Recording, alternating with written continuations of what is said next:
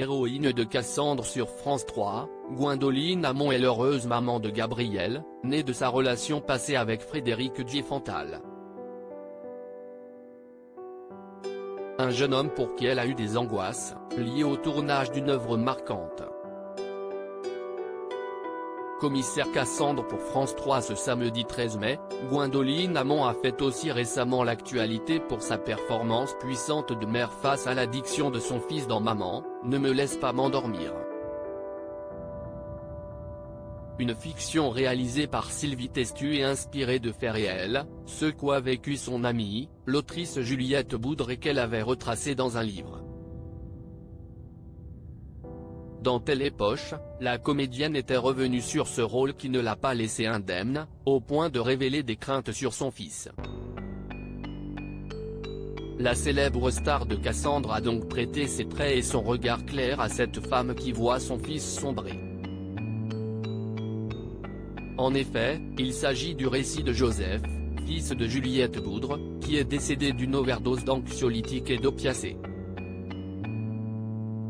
Un drame qui l'a touchée car elle était amie avec sa mère et connaissait bien son enfant, mais elle a aussi pensé à son propre fils Gabriel, né de son ancien couple avec Frédéric Diefenthal, avec qui elle entretient de bonnes relations. Ça a évidemment créé chez moi beaucoup d'angoisse par rapport à mon fils.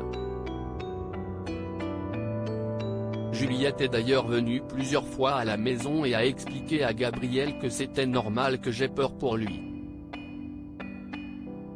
Parce que le problème de ce genre d'événement, c'est que ça n'a aucun effet tant qu'on le vit de loin. Un garçon de 18 ans qui a déjà joué avec sa maman devant la caméra. S'il ne devrait pas apparaître de nouveau dans Cassandre, il va jouer dans Super Papa pour TF1 et incarnera le fils de Michael Youn, à qui Géraldine Amon donnait la réplique dans Maman, ne me laisse pas m'endormir.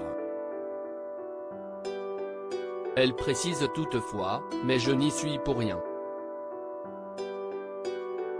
Il a passé des essais et à la fin de la journée, Sophie Boudre, la réalisatrice, m'a appelé pour me dire qu'elle avait pleuré en le regardant.